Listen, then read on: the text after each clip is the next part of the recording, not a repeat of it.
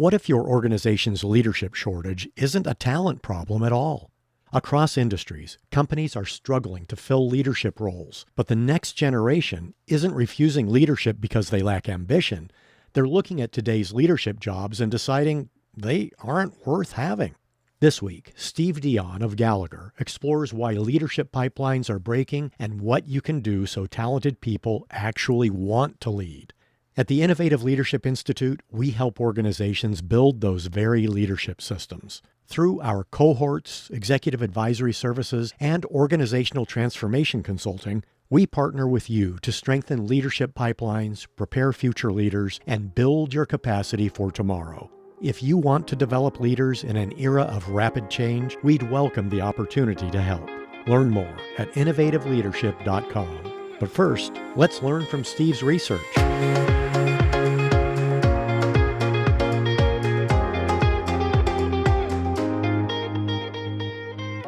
Welcome to Innovating Leadership, Co-Creating Our Future.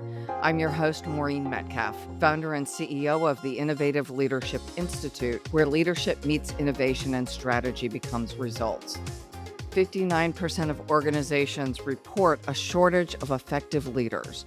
Our guest today is Steve Dion, National Managing Director of Leadership and Organizational Development at Gallagher, one of the world's leading risk management and consulting firms. So, Steve, Gallagher's research suggests that we may be heading toward a leadership crisis. From where you sit, is this truly a crisis, or is it a signal that our traditional leadership models are no longer fit for today's environment? I don't want to be an alarmist here. I have seen over the many years of doing this work that organizations have really always been challenged with the difficulty, to some degree, of finding the right leaders to run their organization. But our recent data indicates we do have an increasing leadership effectiveness gap, and that is slowly getting worse over time. AI is not making that better. It's actually kind of shining a light on that. And as we talk today, listeners will realize that the traditional leadership models don't fit today's environment. And the sooner organizations see that as a priority, the better off they will be. What I hear you saying is it's not a training problem. It's actually the entire leadership system. How we define leadership is shifting. And I totally agree in what I'm saying. Based on your work with organizations, where are most companies breaking down in that system today?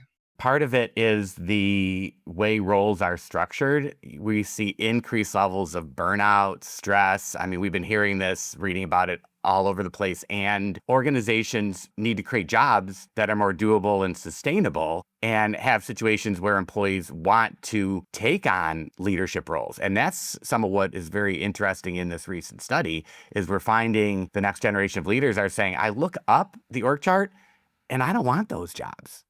What is the data telling us? And is there a why, or just that this is where we are?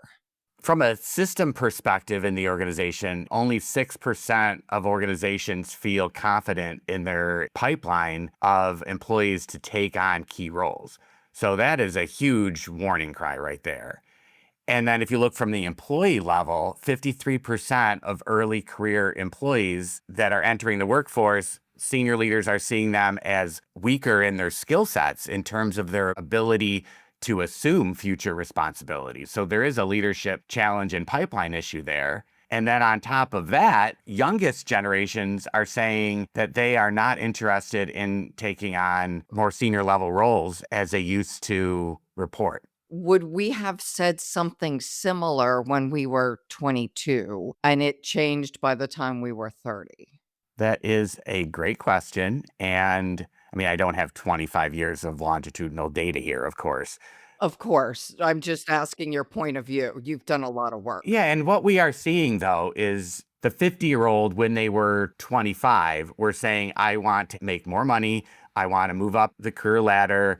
I'm willing to relocate. I'm willing to work hard. I work for a company, and whatever they ask of me, I'm going to do.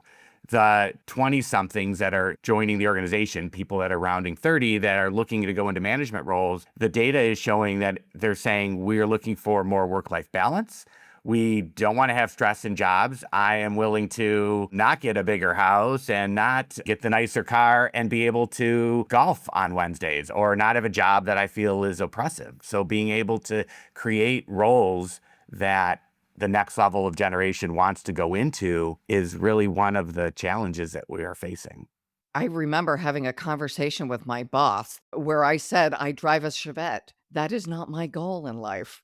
I would like something different as a measure of the amount of work I was doing matched with compensation. But what I hear you saying is younger generations aren't looking for what we were looking for. So we do require a systemic change. Can you give us a little bit more guidance then on what that looks like? Well, I think there's three things that organizations should consider doing. Yes, one is reconsider how roles are designed and what they look like. Leadership roles really need to be more sustainable, and we need to rethink the workload that those roles have, the decision structures, as you mentioned, within the organization, and what the person has to sacrifice to be in that job. People need to look up and say, I want that role, not, gee, there's going to be a lot of trade-offs. I'm going to trade off 20 hours more a week in my personal life to become a manager or director at that organization. But from there, then the next thing we need to do is really build leadership pipelines intentionally and not optimistically. Having a process where there's a succession planning program where we say, as long as we can identify 2 or 3 names to put below as a possible candidate for this job, we're going to feel good that we have a pipeline. Really what we need to do is look at the structures, early career employees, give them more exposure, give them more coaching and development, give them training programs, having regular career conversations, which, by the way, our data shows that 32% of the respondents said that is not happening in their organization. So that's a second really important part. And then the third, I think, especially to speak to this younger generation, is to reframe leadership roles as growth opportunities and impact opportunities, not just about status. If leadership is positioned as a situation to be able to make an impact, to learn, to develop, and not just to take on more responsibility, then I think that speaks to the heart of what the newer, younger generation is looking for out of the work that they do. That seems like such a crucial point because if we step back and look at the biggest levers we experience in the world, it's the leaders who move the needle. I don't know that me carrying a sign in my local community on a Saturday changes much in how our political or organizational structure works. But when I'm an executive in an organization, I'm having conversations at different levels in the political structure, the organizational structure, and I am then positioned to make a different impact. I think organizations should consider what the brand of their leadership and management structure is. You know, it has a life to it. People label it as something. So leaders of leaders could look at the brand and say, is this a sought after place to be a manager or a leader or executive, or is it not? And if it isn't, then I think we should look at culture. We should look at workload. We should look at the way we create systems for approving job racks, for recruiting. I mean, there's a systems point of view to this, but I do think it starts with some understanding of culture. And are we trying to create a culture at our organization where you're supposed to put on the heaviest pack and start walking until you're exhausted? Like, that's not sustainable. Steve, is there a company or a couple of companies that you hold out as doing this exceptionally well? Well, I don't think I want to call out a particular client name one way or the other. But what I would say is that organizations that we work with that embrace having a people forward approach, they want to be considered a great workplace. They value being on those lists. They study what that looks like. They have a different lens to be able to be focusing a little differently on how jobs are structured, the employee experience.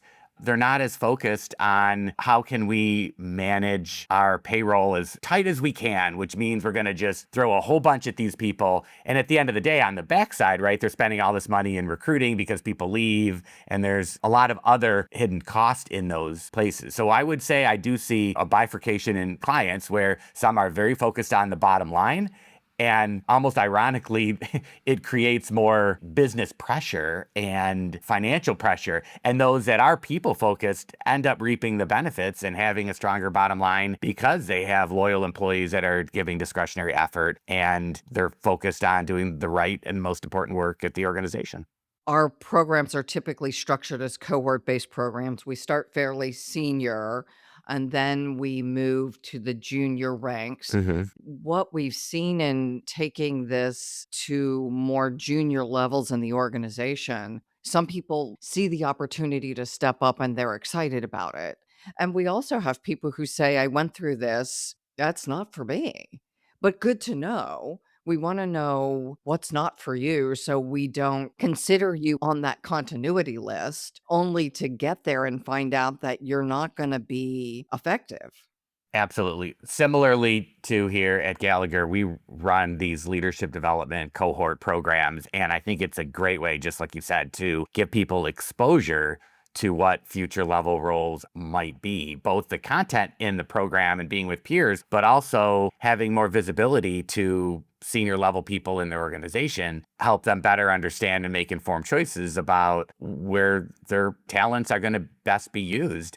And then the organization can also be wise and not just say, this was the best salesperson, they should be a sales manager. This person was a physician with some good people skills. We're going to put him as the chair of the department. Like, we see those things all the time. So to be able to stop, help an organization understand what that should look like so that the next generation sees a leader that they want to look up to and someday maybe take that job, not say, why would I want that role? Look at that person. I've seen them, gray their hair over the last 3 years while they're trying to keep all the lights on in this department. That's where it isn't sustainable. And that's what our data suggests from this study.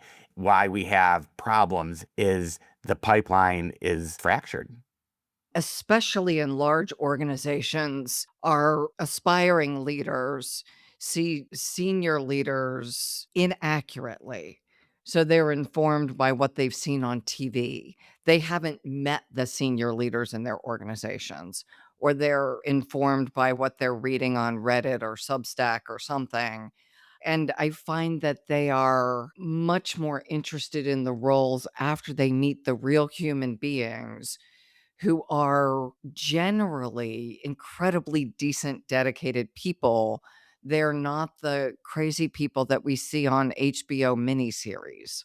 Absolutely. Well said. We recently created a new executive presence program to get right to that notion. And not executive presence like I need to show up polished, wearing the fanciest clothes, looking sharp. Our view and understanding of executive presence is a leader needs to show up authentically to the situation and be able to build trust, followership, and relationship. So being able to understand how you do show up, getting more comfortable in your skin, and then being able to lean into authentic conversations and have agency is part of what will create that flywheel of people saying, wow, that person 2 levels above me, I'm inspired by that, not they're a caricature of some bad movie I watched. You said something that I find very interesting, authentic to the situation. So, where I'm talking to young leaders is going to be different than showing up where I'm talking to my board. Absolutely. Adaptability, leadership, agility is as important as it ever has been, especially in the fast-paced AI adoption world we are in right now. So leaders being able to, on a daily basis, having a practice where they are self-aware, they can self-regulate, they can look at what the task is for this week, for this day, for this hour, and adjust themselves to be of maximum service to the work that they do. That's a challenging job for a leader, a manager. To maybe 8 meetings in a day, you have to show up in 8 different ways potentially to meet the job at hand. That's why we need to provide leadership development and training and support for these people and put people in a role where they leave that day going, that filled me up being able to do that. So there are situations where there is a pipeline of talent available to do that work. We just need to not then say, and then on top of that work, you're still doing 3 other people's jobs and you're a working manager. And, that's where the system starts to break down so that somebody doesn't have the mental space to create that awareness and self-regulation to show up as a leader that their employees need from them. You make such a crucial point that the energy required of me as a leader to show up and listen deeply in 8 hours of meetings a day is really a lot. And then I've still got to do my quote work to prepare for the next day, prepare for the next meetings, do the follow ups, and not engaging as deeply as I need to because I don't have the energy left. Agreed. Completely agree with you. It can be a noble and important job, but it's not as easy as some people realize. And we need to care and feed and support those roles and help somebody who's going to go into that job, who needs to take a journey, especially that first year in a job where, you went from being a peer to somebody to being their leader and looking at the department, creating a strategy. I mean, when you first move into a managerial role, there's a lot going on. And so being able to have somebody ready for that task so you don't burn them out right away is really important.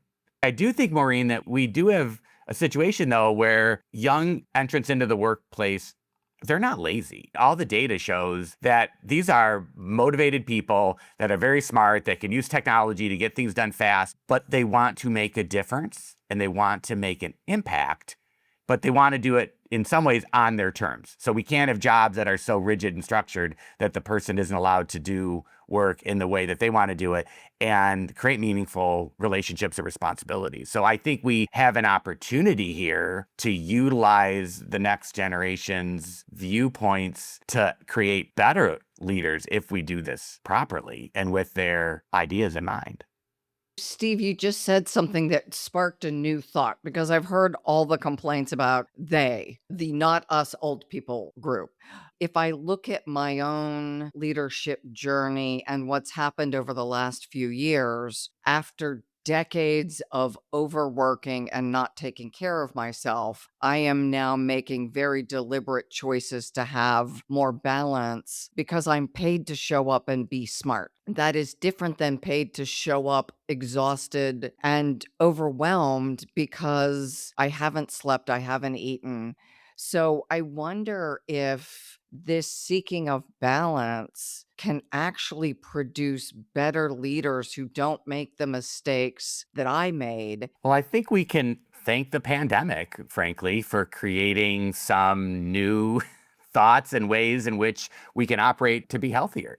People being home, slowing down, having a different pace of life, rethinking personal priorities, I think changed the relationship that employees have with their work forever. If used well, I think it creates being able to work smarter, not harder. That, though, creates the need for organizations to be more thoughtful on their strategy, to make sure we're not just saying yes at the top level of let's do that, and then it trickles down 3 levels that somebody has 10 initiatives on their plate, only 4 of which are really important for the business. Be able to structure the where, the how much, and when we work is still being sorted in this sort of post-pandemic environment. And organizations that understand that new need, that can rise to the occasion to say, let's be strategic in the work that we do and help be comfortable with employees that can have balance and just do a phenomenal job in their 40 hours or 37 and a half hours of work a week.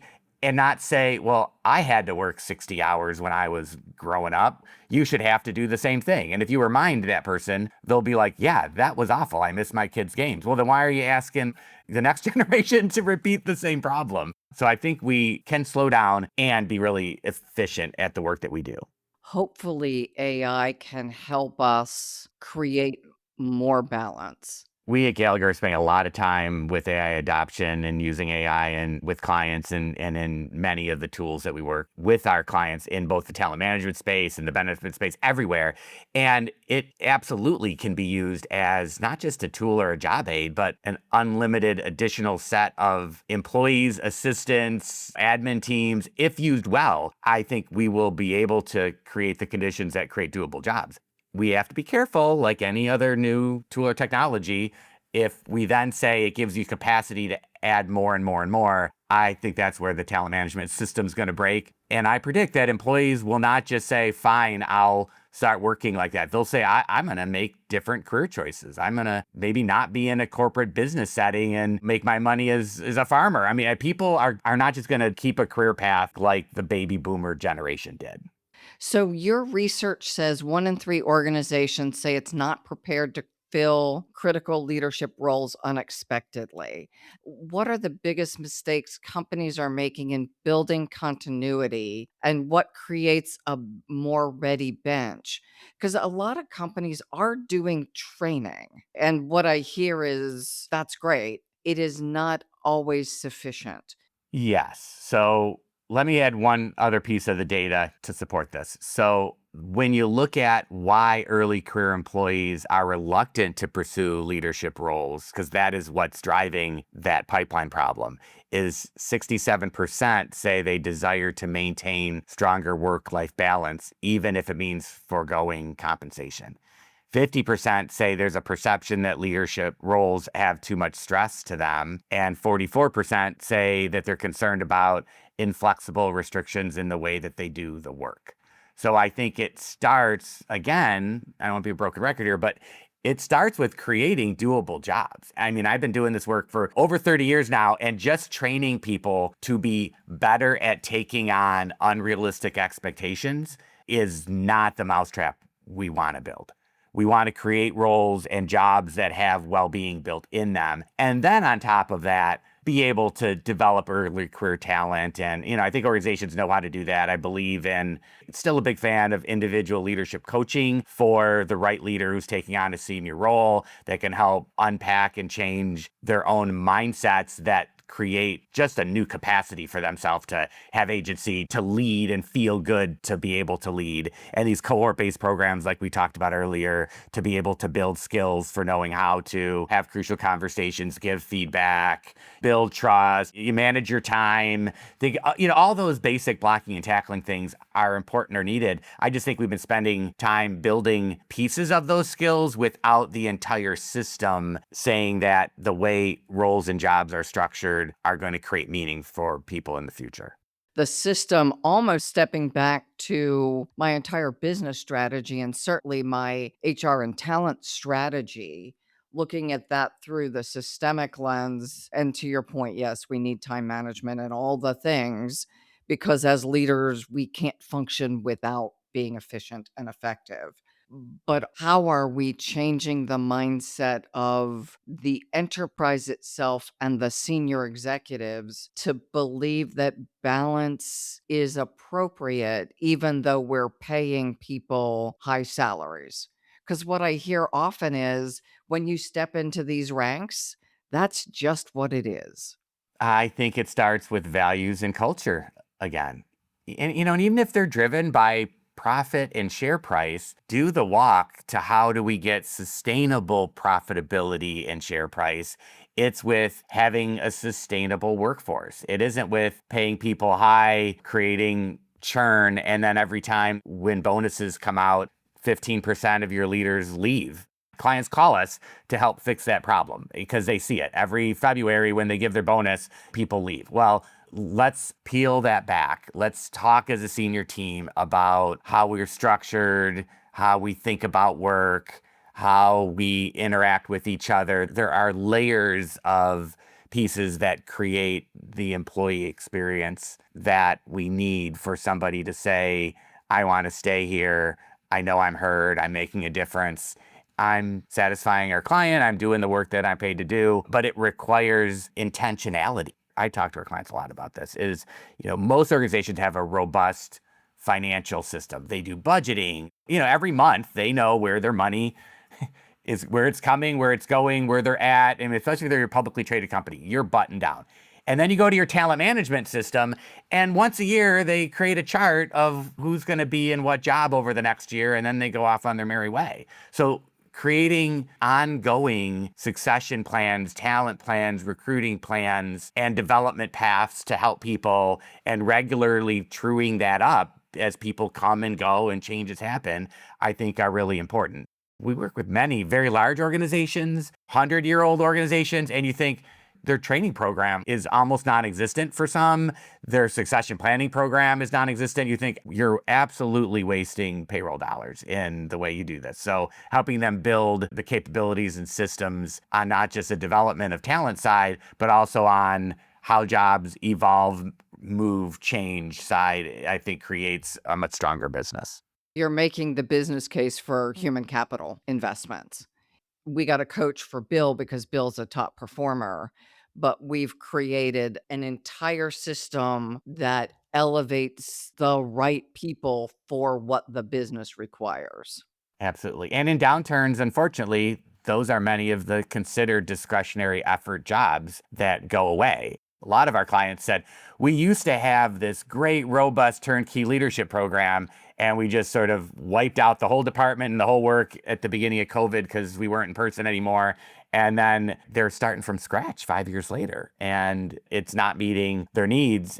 It's not meeting the next new leader's needs as we identified in this study.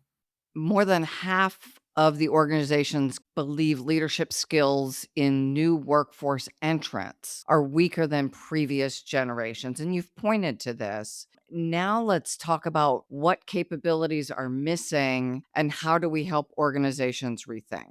When we identify the top leadership competency gaps in organizations, we found 3 key gaps. The first one is strategic clarity. The second is human-centered leadership.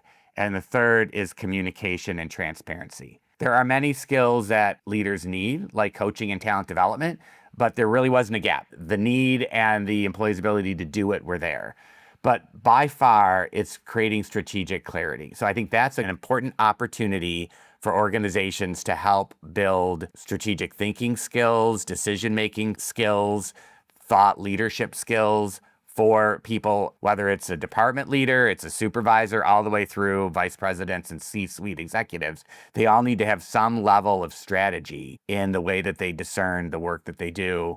And then the other side of that record really is with the strategy skills is the human-centered leadership skills. So being able to galvanize and motivate a group of people to operationalize that strategy. Those 2 pieces, by and large, create what an effective leader is all about. We launched a think tank this year, and our first year of focus is decision velocity. We talk about the beginning of that being sensing. And you've pointed to things like we have financial data, but how are leaders beyond the financial data? How am I looking across the landscape, gathering data? So, sensing, getting the leadership team together, help us diagnose the situation. So, sense making, and then communicating to the organization so that they can then make different choices. Because if we empower them, they've also got to have the same structural mindset, and that changes as our world's changing. Yeah, allowing someone in a lower level role to have decision-making rights, think through something, and possibly fail and give feedback and learn from that is an important part of the development process in and of itself. Their leader above them being able to coach them through that process to be able to help decide, when do I delegate that work? Is the person ready to own that area of responsibility and allow them to play in it is an important part of maturation to move through the organizational structure. Most of our clients that have very successful CEOs will say, thank goodness, I was just fortunate to get this person to mentor me early on, to give me access to opportunity, to give me access to people, to pull me aside and say, what was that? Don't do that again. And just be very authentic with them. And what we need to do is to create a system that all employees have the ability to have relationships like that at work. Steve, if you were advising a CEO or board listening today, what are the first 2 or 3 moves they should make in the next 90 days to strengthen leadership capacity and also avoid what your research is signaling? This idea that we have more than half of our organizations with a bench that's not ready. Well, I would say assemble the right resources to create a robust talent plan. Don't do this with half measures and don't try to create some episodic moment in time. We're going to get people together. We're going to put a spreadsheet together and it sits there. Really decide that your talent and the people you have in your organization are one of your most competitive advantages. And then back into that of what do we need to do to create the most robust system within there. And then if you do that, then having people with actual resources, whether they hire firms like ours or they have staff inside, being able to then look closer at your key jobs, assessing those roles, assessing the talent in those roles, having dialogue with those people, not just about are you meeting your metrics, but are you happy here? Are you planning to stay here? What does the future need to look like for you? I think those are the types of things that they need to do. And if you go through that exercise and look at that list and realize that you're not happy with some of the answers about the risks of either the person in the role possibly being burnt out, stressed out, or not performing, and there's risks, then I think they should look at their culture and look at some of their work processes and be a little more bold and be able to identify, are there some blocker people here that are creating havoc that we need to coach and address? Do we need to really rethink how many, our spans and layers and how many people do we have reporting to each person? Model out some financial elements to that, but understand that maybe sometimes adding a few roles can create savings on the back end, that there can be a return there and it's not a net loss to the bottom line if you have the right people in the right roles doing the right things.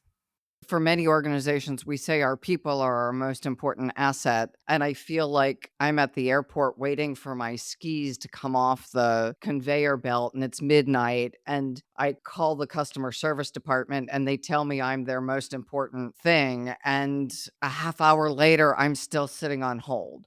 It's hard to feel like I am important when the system itself does not create the conditions for our leaders to be balanced, healthy, basic, right? Healthy. And checking in and asking somebody from boss to subordinate, how are you doing? I am your leader. I'm here to help create a condition at work that you love, not just tolerate. From a systems point of view, I think, when you do put people through a leadership development program or management program, and by the way, the younger generation says, I want more learning and development. They are learners. They expect their organization to teach them things. So being able to create a emerging leader program and saying, I want to put you in this is signaling I care about you. So it's not just you're actually getting development. It's also saying you're a member of this team and I support you. So at the system level, I think we can do that with programs like these leadership development programs. The most important relationship a person has at work typically is the person they report to. So making sure that that leader has space in their day to show up well for that person, and they know that that is their job to help make sure that they have what they need to be successful. If everybody did that, we would have a lot less turnover and we would be able to create a talent pipeline that will meet the future challenges of organizations. You make it sound so easy. Yeah, easy to say. I know. But there are case studies. There are great organizations that people don't leave, that 90% of all their senior roles are filled from inside the organization. If you create a plan or system, it is doable. This isn't just, boy, it's hard to find talent out there. Our recruiting department doesn't do a good job. Those are signs that senior leadership is abdicating their responsibility to lead. You can do this. It's not easy, but it can happen and it creates much stronger businesses. I've seen it time and again. In the spirit of innovating leadership and co-creating our future, what is the one leadership choice you believe senior leaders or boards can make in the next 30 days? And what systems or practices must be in place so the choice sticks?